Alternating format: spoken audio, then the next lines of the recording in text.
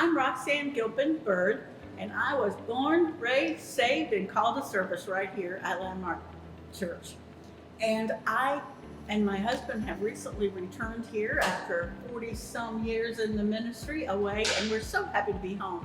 And I am blessed to be a part of the Women of Joy ministry and looking forward to getting back with the ladies the first Tuesday of every month as soon as we're free. But I was actually in the Sunday school classes right here in this very building, getting my education in biblical principles and accounts. And one of my favorites was the story of Zacchaeus. Now, if you've spent any time in Sunday school, you learned this song. Zacchaeus was a wee little man was he. But if you didn't spend time in Sunday school, I'm going to share the story of Zacchaeus with you today. And it's the biblical account of his meeting with Jesus. If you want to read about it yourself, you can find it in Luke chapter 19, with the first 10 or 12 verses. Zacchaeus was the chief among publicans and not a public speaker, apparently. He was not especially an honest publican, which is also another name for tax collector. And he was rich because he was not especially honest. Therefore, people in the town didn't care much for him. But he heard that Jesus was coming through Jericho, and he wanted to see what it was all about. So, because he was short of stature, he wasn't able to see Jesus. So he ran ahead, climbed up in a sycamore tree.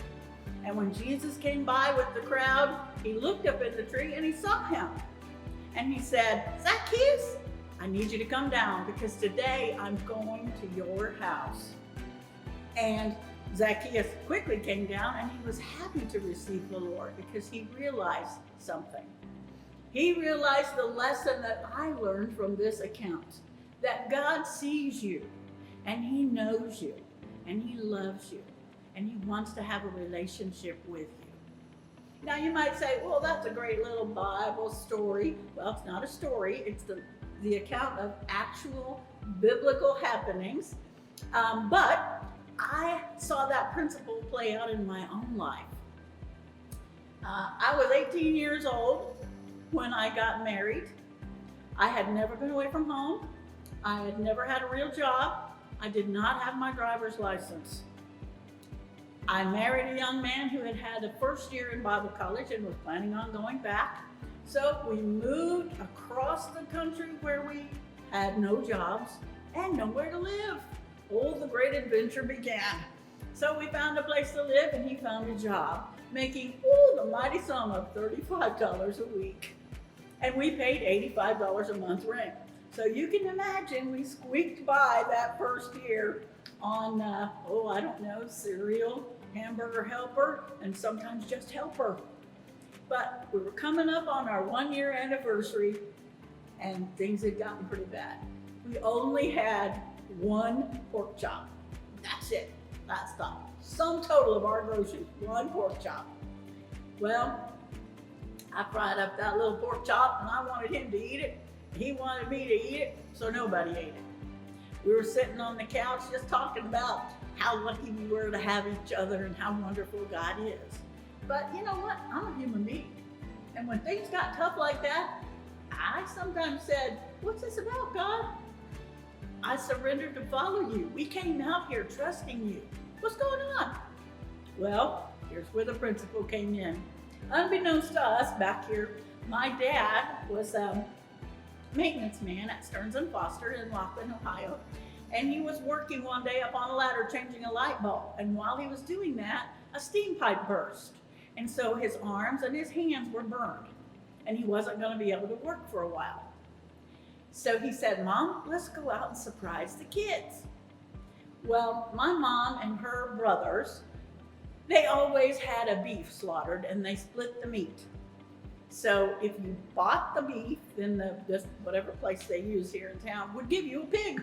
So they had lots and lots of beef and lots of pork. And my dad said, "Well, let's load up a couple of coolers with some ice and we'll take them some food and surprise them." So they get out there. We don't know they're coming. We're sitting on the porch. We hear this funny horn. My dad had a strange horn on the car. It made like a bull sound. So we hear this, and I'm like, that sounded like my dad's car. We jump up, look out the window. Sure enough, there's my mom and dad. Now, they could have come out there with money to buy groceries because that's what we needed. We didn't tell them that we needed groceries because we didn't want them to worry, and we're grown-ups. We should take care of ourselves. You know, that was our attitude. And so they could have come and brought money to buy groceries, but God said, I see you. I love you. I know what you need, and I want to take care of you. And so they came bringing exactly what we needed. God supplied exactly what we needed. He knew where we were. He knew what we needed, and He loved us and wanted a relationship with us as a loving Father who supplies our needs. You might think right now, while all this is going on, that you're all alone. But if you're a mama who has to sneak off to the bathroom to be by yourself and get a few precious moments of peace, God sees you. He knows you. He loves you. If you're a dad who's worried if he's doing enough to protect his family right now, or if they'll ever recover from the financial issues that this has caused, God sees you. He loves you. He knows what you need. He wants a relationship with you. Like any good father, He wants to provide for you. It's not just the story of Zacchaeus. It's the biblical account of a principle that can work in your life. God sees you, God knows you, and God loves you. Be encouraged.